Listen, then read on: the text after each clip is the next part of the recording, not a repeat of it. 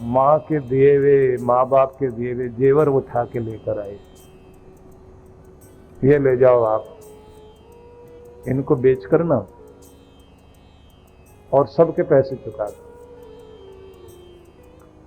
कहते हैं कि मैंने उससे कहा कि मैं तुम्हें सजाने के बजाय तुम्हारा श्रृंगार, और जिस पर मेरा अधिकार नहीं, तुम्हारा स्त्री धन है, और ये स्त्री धन भी तुम्हारे माँ बाप का दिया हुआ है, इसको बेच लूं मैं?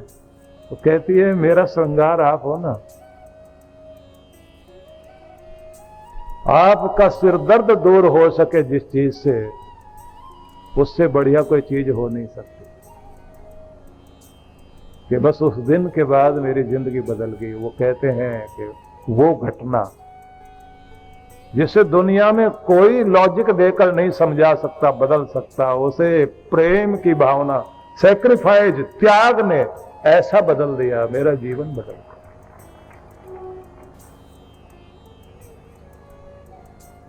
विचार कर देखिए कि ये श्रद्धा भावना, ये प्रेम,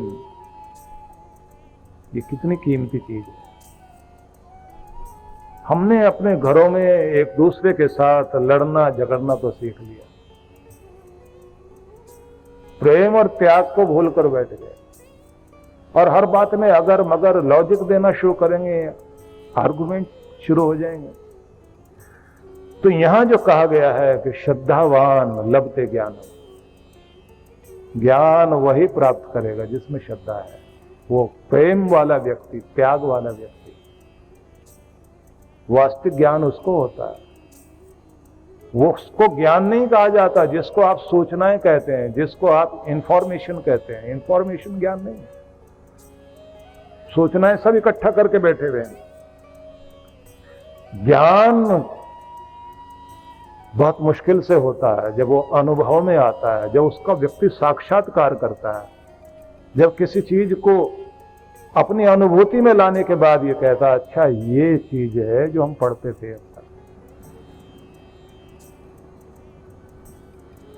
कृष्ण भगवान ने जब समझाया कि श्रद्धावान ही ज्ञान को प्राप्त करेगा, और ये भी तब जब खुद पर कंट्रोल कर पाओगे, नियंत्रण कर पाओगे। हर दिन हम लोग अपनी आदतें बुनते हैं, जो भी हम करते हैं उससे हमारी आदतें बनती हैं। और मजा यह है कि आपको आपका दिल दिमाग चलाए ऐसा नहीं, आपको आपकी आदतें चलाती हैं। आप उधर ही मुड़ जाते हैं जिधर आपकी आदतें मुड़ती हैं। आपके सारे इमोशंस को, आपके अंदर की सारी भावनाओं को आपकी आदतें संचालित करती हैं। और हर रोज आप एक आदत बना रहे होते हैं, और हर आदत के पास एक खास चीज होती है, वो अपना रिपीटेशन मांगती है। मुझे रिपीट करो, दोहराओ मुझे। जो भी आदत आपकी बन गई, गाली देने की आदत है तो आदत कहेगी दोहराओ और गालियां दो। गुस्सा करने की आदत है तो और गुस्सा करोगे आप, आदत पड़ेगी ना। और जितना जितना दोहराओगे वो आदत और मजबूत होती जाती है। जितना दोहराइए उतनी आदत मजबूत। जिद की आदत है तो आप उसी तरह जिद करेंगे। आपको लगता है जिद करने से कुछ बात बनेगी?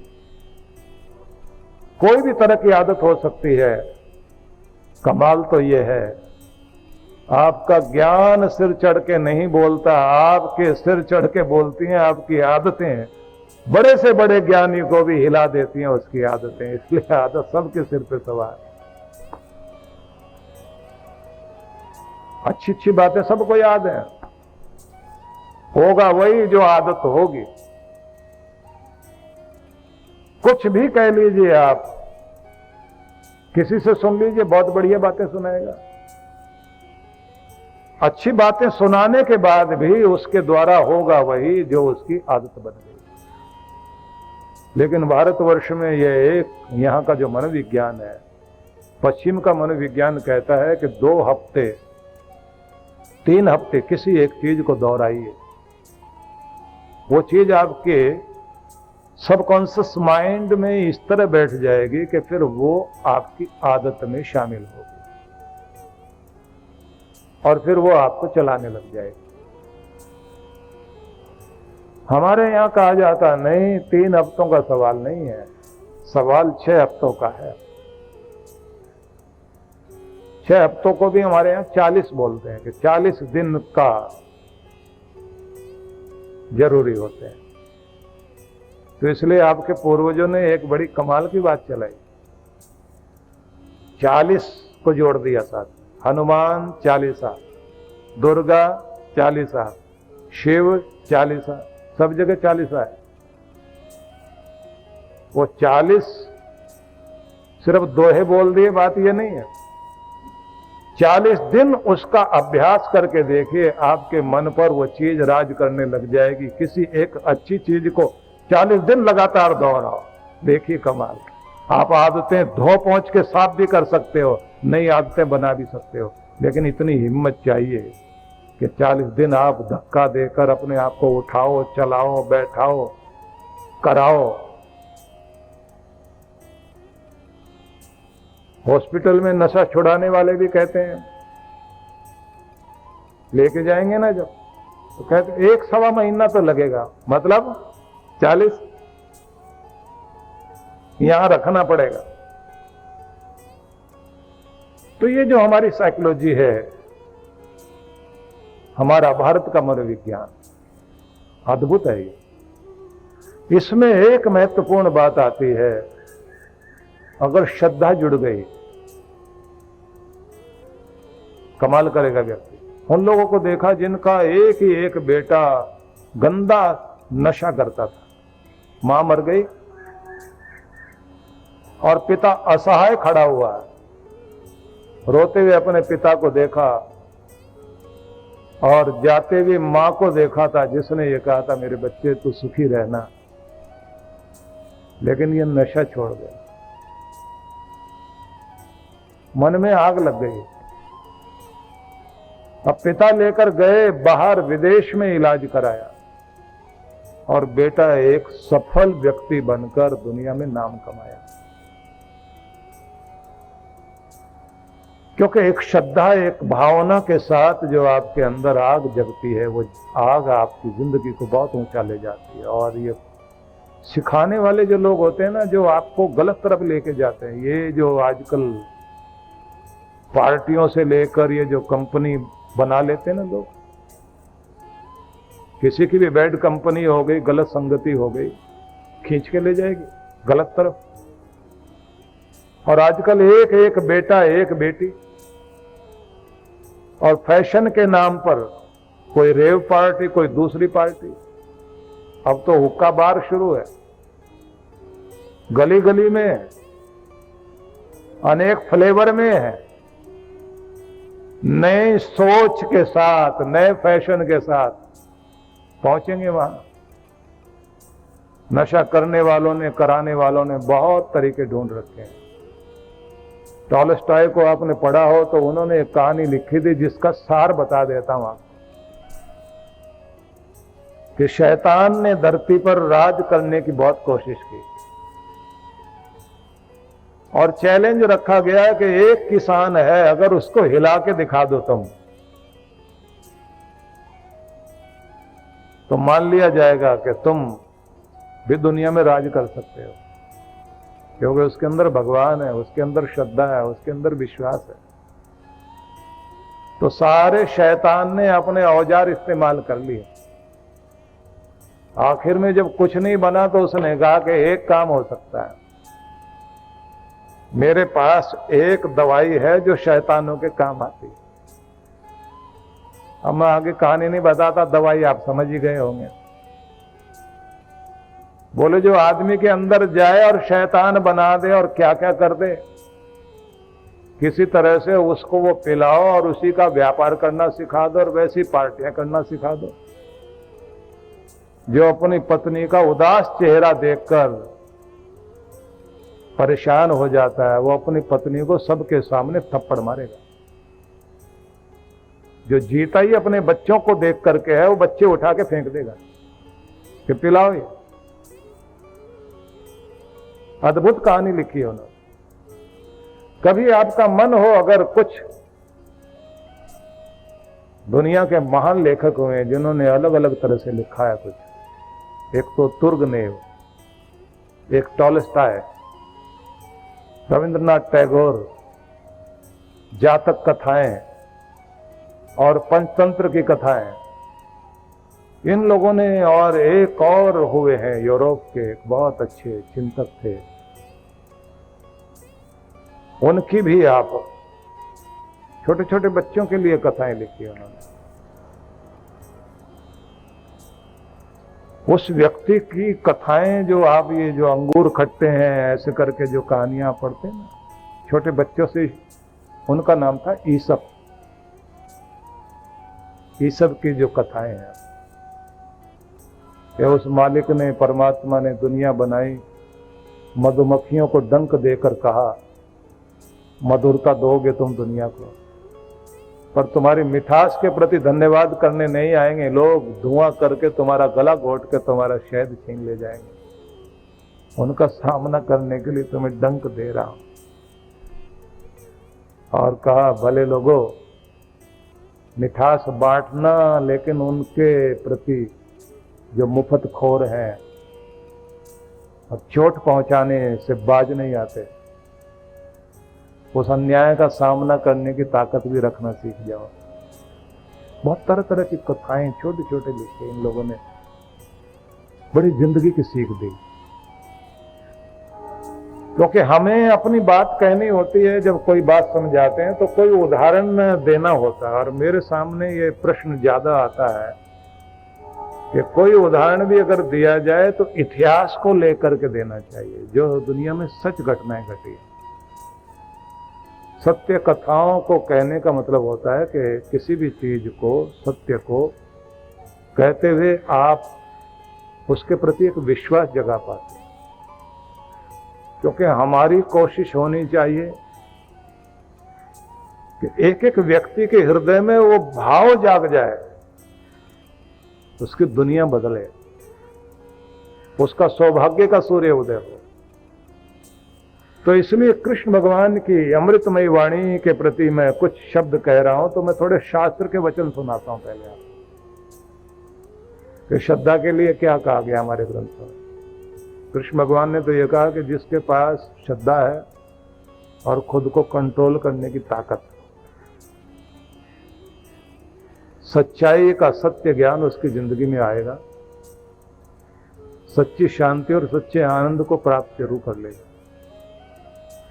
श्रद्धा जगाओ और खुद पर कंट्रोल करने की ताकत। मैं इस बात को हमेशा एक शब्द में कहा करता हूं कि ज्यादातर लोगों का रिमोट कंट्रोल दूसरों के हाथ में होता है। दूसरा उधर से दबाए, इधर से आप जो है टीवी की तरह से तरह तरह के प्रोग्राम करना शुरू कर दें। मतलब कोई भड़काए आप भड़क जाएं, कोई हंसाए आप हंसने लग जाएं, कोई गुस्सा दिलाए आप गुस्सा करने लग जाते हैं। किसी ने आपके अंदर लालच पैदा किया, आप लालच में आ गए, कठपुतली बन गए आप, और तार आ गए दूसरे के हाथ। कि अगर आपका नियंत्रण दूसरों के हाथ में है तो आप गुलामी की जिंदगी जी रहे हैं, और अगर आपका नियंत्रण आपके हाथ में है तो फिर आप आजाद हैं। असली स्वतंत्रता ही इसका नाम है, फिर आप खुद के मालिक हैं। अब ऐसे मालिक कितने लोग हैं? कभी कभी अपने बारे में खुद भी आप विचार करके देखिए, हम अपने मालिक हैं या दूसरे हमारे मालिक हैं।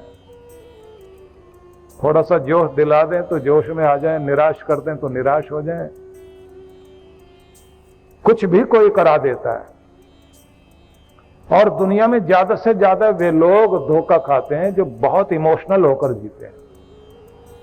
ये आपके जो दोनों ब्रेन है, लेफ्ट ब्रेन राइट ब्रेन, दोनों का संतुलन बहुत जरूरी है। आपको थोड़ा सा लॉजिकल भी होना चाहिए, थोड़ा इमोशनल। बहुत इमोशनल भी नहीं, बहुत बुद्धिवादी और तर्क वितर्क करते करते इतने भी नहीं हो जाओ, बाल के खाल निकालते निकालते किसी चीज का कोई महत्व ही नहीं समझे। संतुलन बहुत जरूरी। तो मैं आपको सुनाने लगा हूं कि ग्रंथों में क्या लिखा। लिखा, नहीं ज्ञानेन सदृशम पवित्रम इह विद्यते ज्ञान से बढ़कर पवित्र करने वाली चीज दुनिया में कोई नहीं, और वो सच्चा ज्ञान आपको श्रद्धा से और स्वयं पर नियंत्रण लगाने से मिलता है। मतलब मैं अर्थ कर रहा हूं, आप लोग उस पर ध्यान देते जाना। और आगे लिखा है, एक ऋषि हुए हैं याज्ञवल्क्य, उन्होंने लिखा, श्रद्धा विधि समायुक्तम कर्म यत क्रियते नृभि सुविशुद्धेन भावेन तदनंताय कल्पते। श्रद्धावान व्यक्ति का कर्म अनंत फल देता है, मतलब बढ़िया से बढ़िया रिजल्ट उस आदमी को मिलता है जिस आदमी की जिंदगी में श्रद्धा बहुत होती है। श्रद्धया सत्यम आप्यते, ये वेदों में लिखा है। सच की प्राप्ति के लिए श्रद्धा चाहिए। श्रद्धया विंदते वसु, जीवन धन प्राप्त करना है तो श्रद्धा रखिए। श्रद्धया अग्नि समिध्यते, श्रद्धया होयते हवि। कोई भी हवन करने बैठता है, वो आहुति देना, अग्नि जलाने ना, ये बड़ी बात नहीं है। तुम्हारे हृदय में भी एक वेदी बन जाए, अग्नि जले, और श्रद्धा की आहुति देना शुरू करो। असली हवन वो है।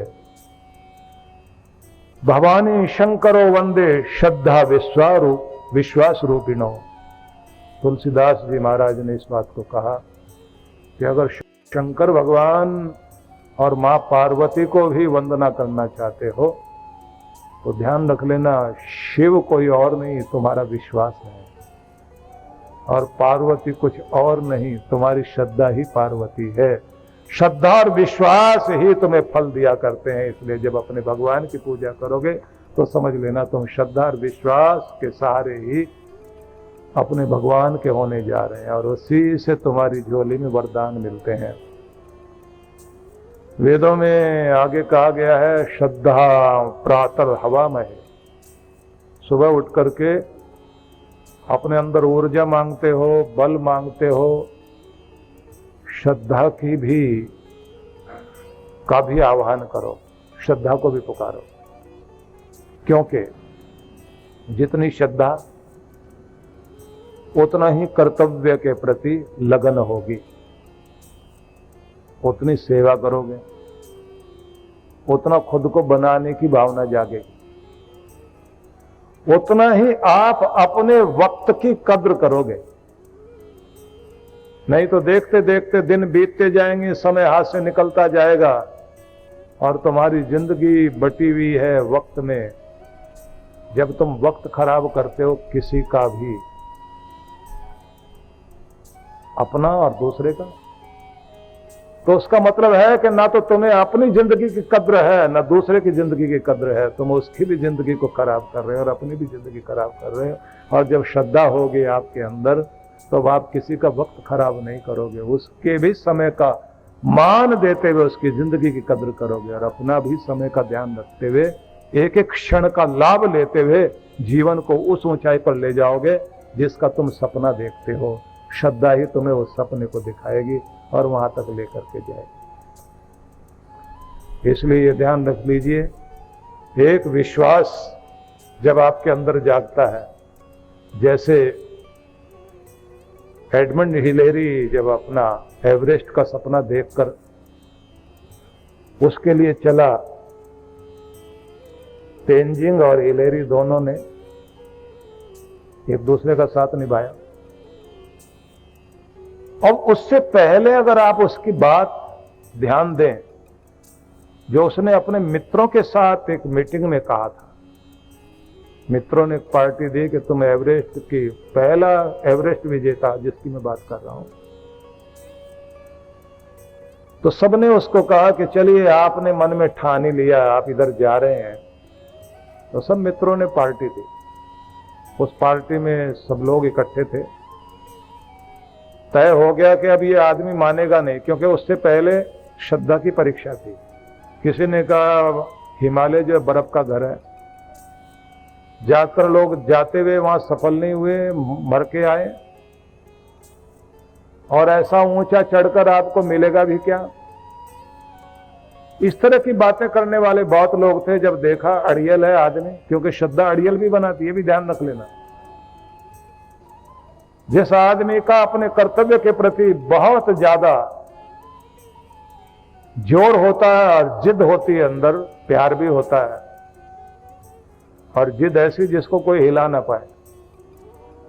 तो उस आदमी के साथ आपने एक गुण देखा होगा कि सारी दुनिया समझाए वो समझता नहीं उस समय। लोग रोकना चाहे वो रुकेगा नहीं, क्योंकि श्रद्धा का दिया जिसके अंदर जल रहा है वो आदमी कभी रुका नहीं करता, न कभी निराश हुआ करता है, वो हमेशा आगे बढ़ता है। हिलेरी ने भी जब उसके मित्र सामने बैठे थे तो एक काम किया जो बड़ा अद्भुत था। उसने हिमालय का, एवरेस्ट का फोटो सामने लगाया दीवार पर,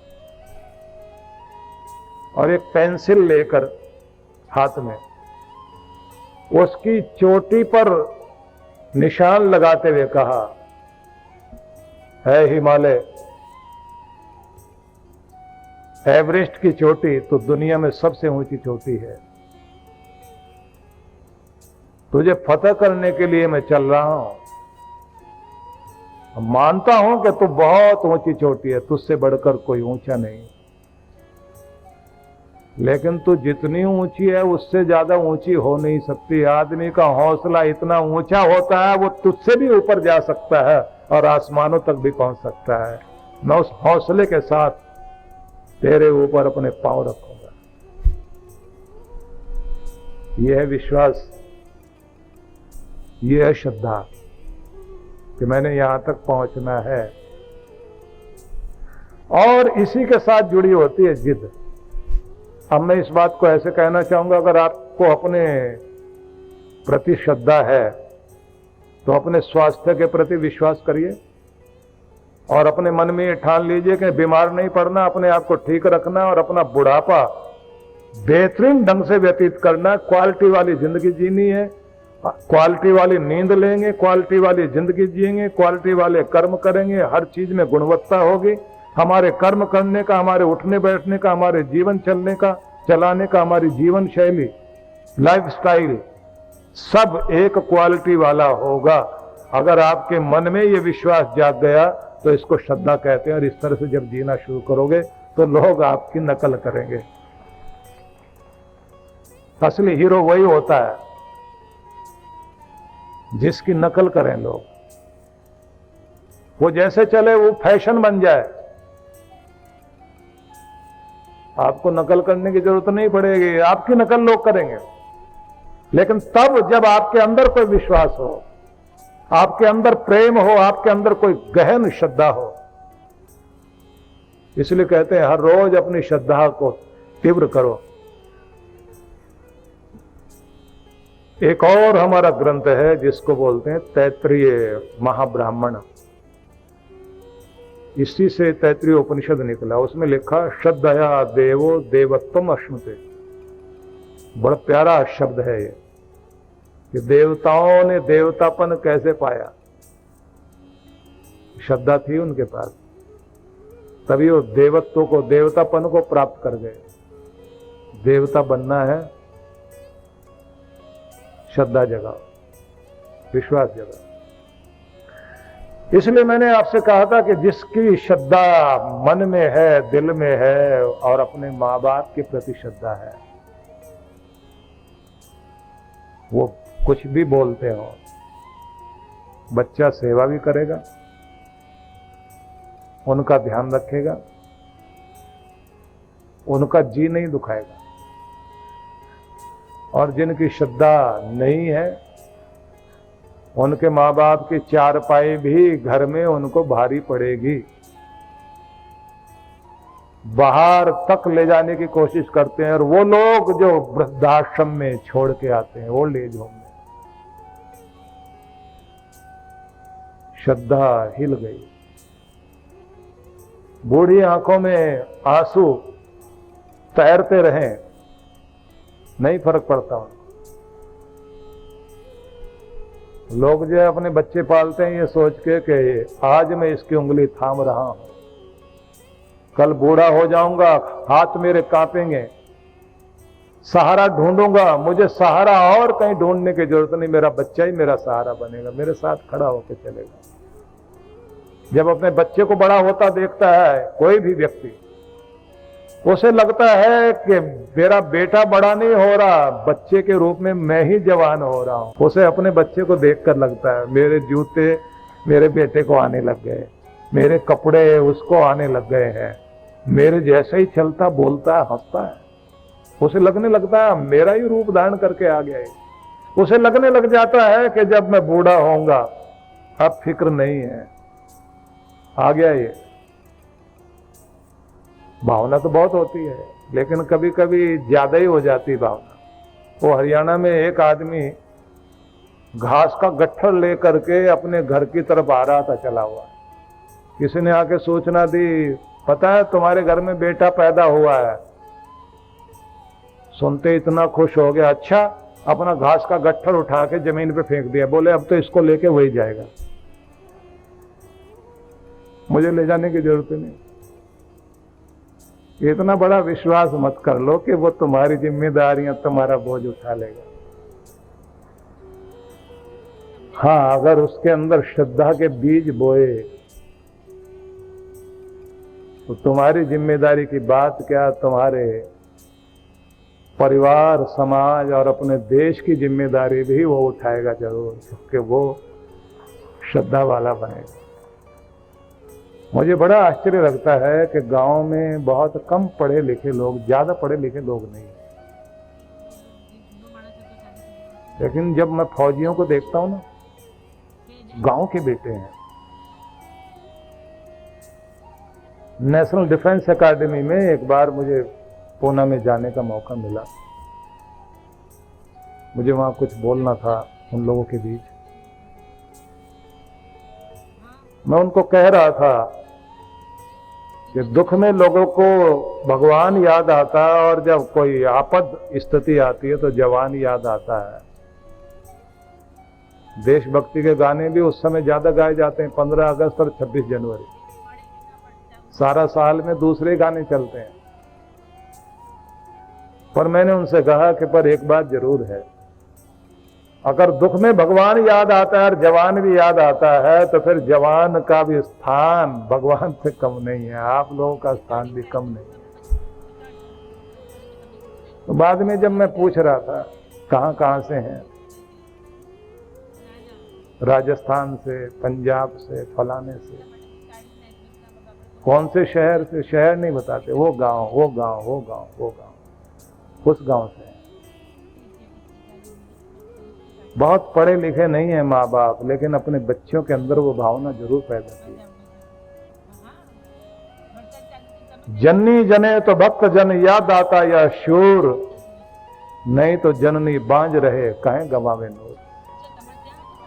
माँ जन्म देव या तो भक्त को, या किसी दानवीर को, या किसी शूरवीर को, नहीं तो कहते बांझ रह जाए क्यों अपने चेहरे का नूर गंवाए। ये पुरानी कहावतें हैं। कुछ भावनाएं जो जगाई जाती हैं वो भावनाएं कुछ बनाती हैं। भगत सिंह अगर बना तो उस माँ और उस पिता की भावनाएं देखिए। अगर कोई राम प्रसाद बिस्मिल बना, कोई सुभाष चंद्र बोस बनकर खड़ा हुआ, कोई लाल बहादुर शास्त्री हमारे देश में 18 दिन का युद्ध करके और हिंदुस्तान में नारा दे गया जय जवान और जय किसान, अद्भुत व्यक्ति, उसके पीछे की भावना देखिए। इन लोगों को उस ऊंचाई तक पहुंचाने के पीछे अगर कोई चीज है वो श्रद्धा भावना ही है।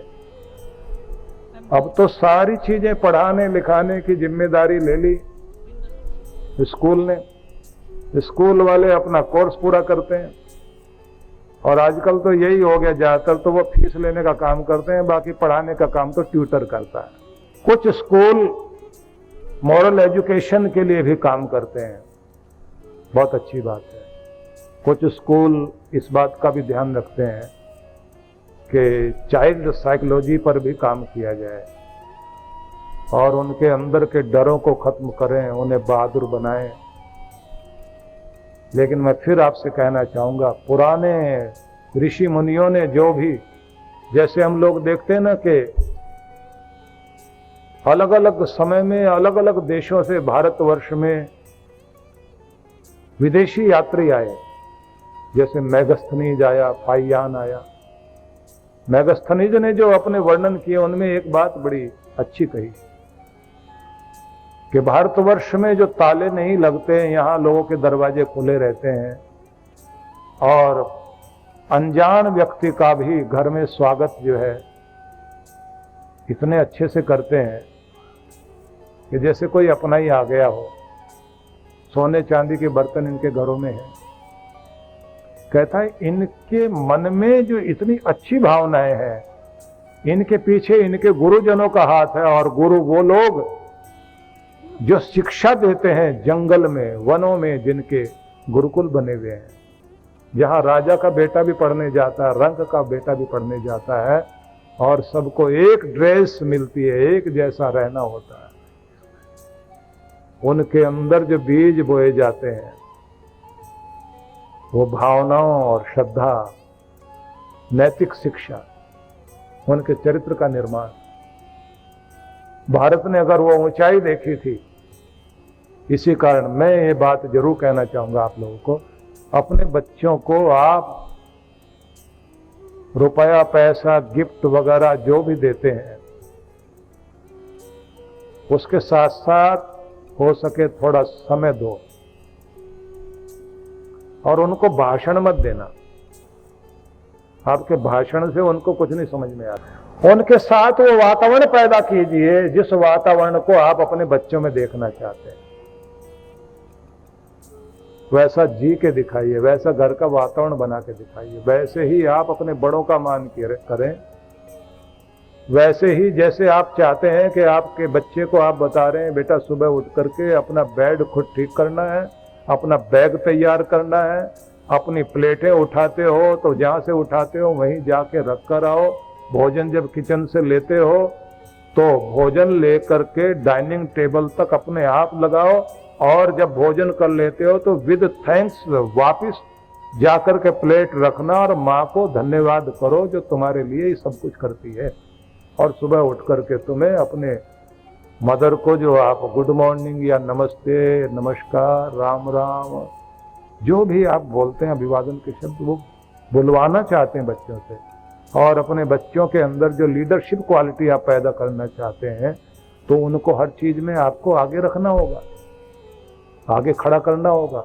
उन्हीं को बोलो कि तुम चीज खरीदो, मैं तुम्हारे साथ खड़ा हूं। उन्हीं से कहो कि रेल का टिकट, हवाई जहाज का टिकट बुक कराने के लिए तुम आगे आओ। ये सब चीजें आप करें, लेकिन साथ साथ इस बात का ध्यान रखिए कि आप भी अपने घर में वो वातावरण बनाने में, मतलब अपने बड़ों के साथ वही व्यवहार करने में आपको भी ध्यान रखना है। और खास बात जो मैं जोर देना चाहता हूं, अपने बच्चों के सामने मदर, फादर, माता पिता जब लड़ते हैं ना और बाद में अकेले बुला के बच्चे को कहते देख रहे हो ना अपनी माँ को क्या हरकत करती है, इसने ये किया, इसने ये किया। और जब आप देखते हैं कि कोई माँ अपने बच्चे को बुला के कहती देख रहे हो ना मेरे साथ तुम्हारे पिता का बर्ताव क्या है, बच्चे समझ जाते हैं कि दोनों क्या है ये। उसके बाद वो इज्जत नहीं करते और जो आप उनको दे रहे हैं वही लौटाना शुरू कर दें। जो पति पत्नी आपस में लड़ भी पड़े लेकिन साथ में बच्चे से कहें माँ अपने पिता के साथ कैसे बोलोगे, तुम्हें तमीज होनी चाहिए, शिष्टाचार होना चाहिए, मैनर्स के साथ में तुम्हें बर्ताव करना चाहिए, कुछ मैनर्स होने चाहिए तुम्हें, कैसे बोलोगे, बड़ों के साथ ऐसे बोलते हैं। और पिता भी जब कहे माँ के साथ कैसे बात कर रहे हो, ऐसे नहीं, ऐसे बोलना। और बच्चा कहे तुम तो लड़ते रहते हो, बच्चों को समझ में आ जाए कि इनका लड़ना तो ड्रामा है, असल में तो दोनों एक दूसरे को बहुत चाहते हैं और वास्तविकता भी यही होती है।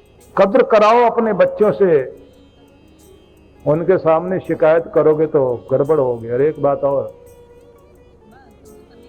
मैं बार बार कहता हूं, धन देकर बच्चों को अमीर बनाने की कोशिश करोगे तो अमीर नहीं बन पाएंगे, लेकिन धन कमाने की विद्या सिखा दोगे तो आपके बच्चों की अमीरी कोई छीन नहीं सकता, हमेशा अमीर रहेंगे। कमाने का एक मस्तिष्क होता है, वो मस्तिष्क शुरू से बनाया जाता है एक विजेता का मस्तिष्क, एक सफल इंसान का मस्तिष्क आपको बच्चों का बनाना है। वो जो दादा की गोद में खेलता हुआ, कहानी सुनता हुआ शिवा जब पूछता है कि तुमने वीर अर्जुन की कहानी तो मुझे सुनाई, मैं भी वीर अर्जुन बनना चाहता हूं, और दादाजी आप बार बार कहते हो अर्जुन बनना, सफल योद्धा बनना, वीर धनुर्धर जैसे वो था, वैसे तुम्हारा नाम भी होना चाहिए। लेकिन अर्जुन तो तब बना था ना जब उसकी जिंदगी में कृष्ण था।